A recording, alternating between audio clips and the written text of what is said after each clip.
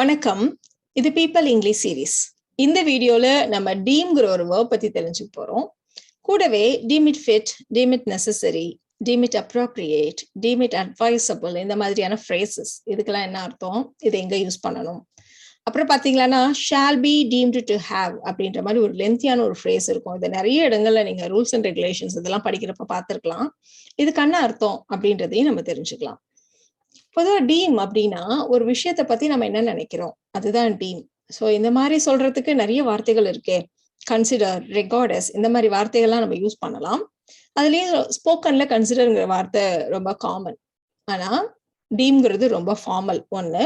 ரெண்டாவது விஷயம், டீம்ங்கிறது என்னன்னா ஒரு விஷயத்த நல்லா அலசி ஆராய்ஞ்சு ஜட்ஜ்மெண்ட் கொடுக்குற மாதிரி நாம அதை பத்தி என்ன நினைக்கிறோம் அதுதான் டீம்.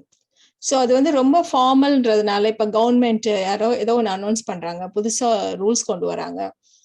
அப்புறம் வந்து ரொம்ப பப்ளிக் ஸ்பீக்கிங்ல ரொம்ப ஃபார்மலான இடங்கள்ல எல்லாம் நம்ம வந்து இந்த டீம்ங்கிற வார்த்தையை யூஸ் பண்ணுவோம். இப்போ கவர்மெண்ட் வந்து இன்கம் டேக்ஸ் கட்ட சொல்றாங்க. ஸோ இன்கம் டேக்ஸ்ன்னு பாக்குறப்போ பேங்க்ல இருந்து வர வட்டியையும் வருமானமாக அரசு கருதுகிறது. வட்டியையும் வருமானமாக அரசு கருதுகிறது.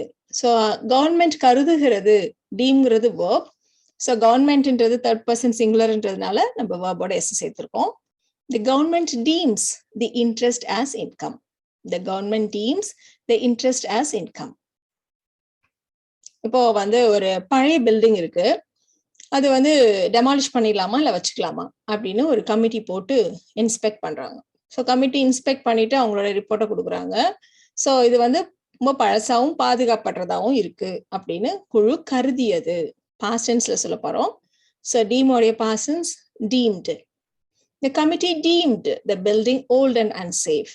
The committee deemed the building old and unsafe.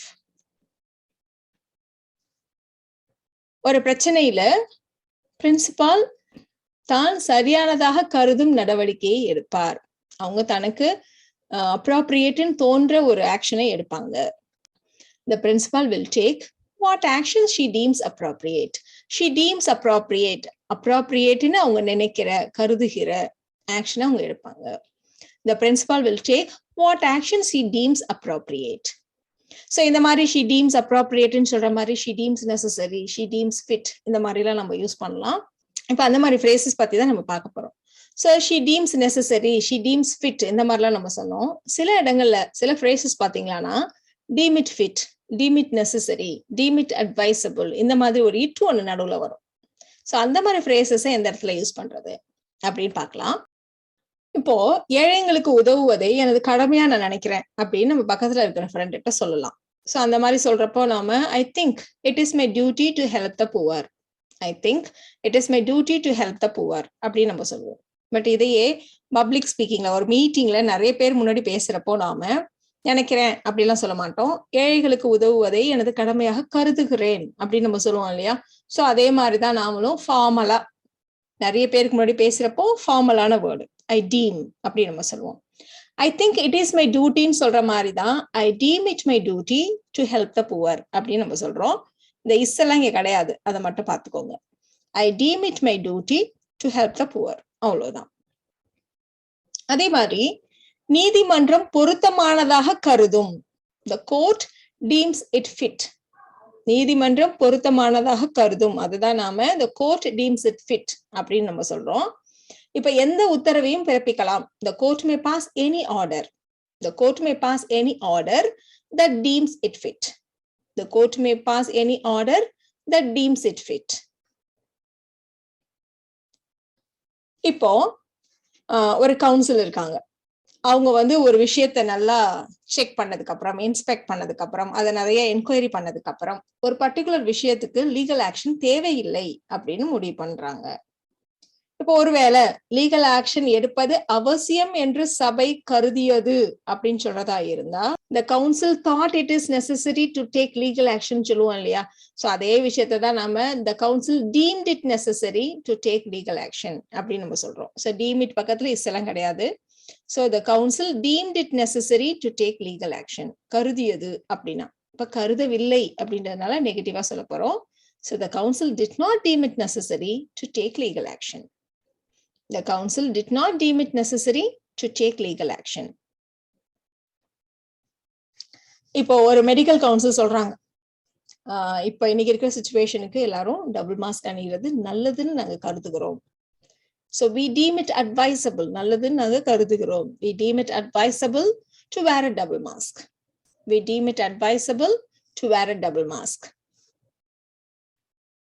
இப்போ நம்ம பார்க்க போறது deemed to be.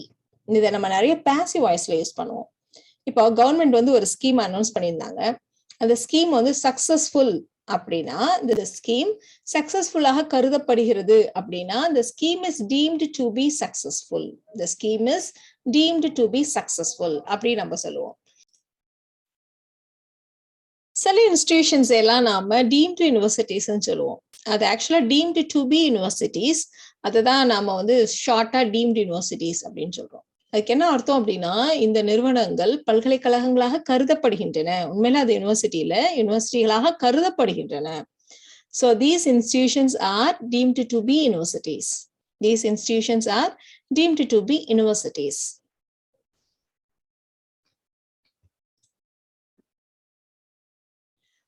அடுத்து நம்ம பார்க்க போறது deemed to have.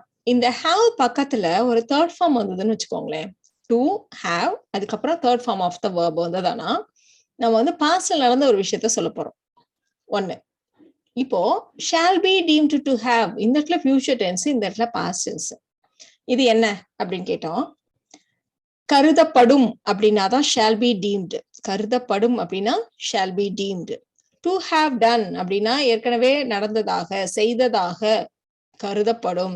சோ ஏற்கனவே பாஸ்ட்ல ஒரு விஷயம் இப்படி நடந்ததாக கருதப்படும் அப்படின்னு சொல்றதுக்கு தான் நாம shall be deemed to have இந்த phrase நம்ம யூஸ் பண்ணுவோம். இது பிளஸ் V3 இந்த மாதிரி ஒரு phrase நம்ம யூஸ் பண்ணுவோம்.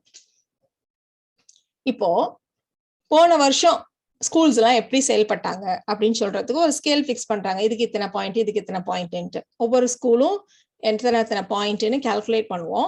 10க்கு 8க்கு மேல அவங்க வாங்கினாங்க அப்படின்னா அந்த பள்ளி போன வருடம் சிறப்பாக செயல்பட்டதாக கருதப்படும். போன வருஷம் நல்லா செயல்பட்டதா இனி கருதப்படும் அப்படின்னு சொல்ல போறோம். சோ கருதப்படும்னு சொல்றதுக்கு தான் நாம இந்த school with more then 8 points shall be deemed. The schools with more than 8 points shall be deemed. 8 புள்ளிகளுக்கு மேல் பெற்ற பள்ளி கருதப்படும். என்னவாக? சிறப்பாக செயல்பட்டதாக. To have done well. The schools with more than 8 points shall be deemed to have done well. இப்போ ப்ரீடேட்டடா முன்னாடியே இந்த ரெகுலேஷன்ஸ் எல்லாம் வந்துட்டதாக கருதப்படும். சோ ஏதோ ஒரு டேட் சொல்லி அன்றே நடைமுறைக்கு வந்ததாக கருதப்படும். சோ விதிமுறைகள் கருதப்படும் அப்படின்னா the regulation shall be deemed. விதிமுறைகள் கருதப்படும். The regulation shall be deemed. ஏற்கனவே ஃபோர்ஸ்க்கு வந்துட்டதாக. So to have come into force on November 2nd, 2018. To have come உடைய தேர்ட் ஃபார்மும் come தான். Come, came, come. Okay. So to have come into force on November 2nd, 2018. இந்த sentence கொஞ்சம் லென்த்தியான sentence தான், but புரிஞ்சுக்க try பண்ணலாம். இப்போ buyer இந்த டேர்ம்ஸ் அண்ட் கண்டிஷன்ஸ் எல்லாம் ஏற்றுக்கொண்டதாக கருதப்படுவார்.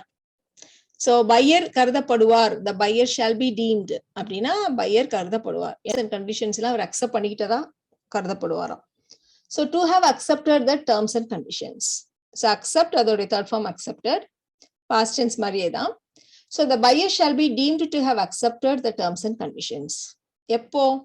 எப்போ ஏற்றுக்கொண்டதாக கருதப்படுவார்? அவர் ரிட்டனா எந்த அப்ஜெக்ஷனையும் 3 நாளைக்குள்ள submit பண்ணாட்டி. If no objection is submitted in writing within 3 days. If no objection is submitted in writing within 3 days. So இந்த வீடியோல நாம டீம் அண்ட் அது ரிலேட்டடான நிறைய ஃப்ரேசஸ் தெரிஞ்சுக்கிட்டோம்.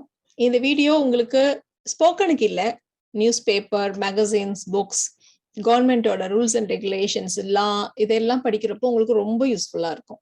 Thank you so much.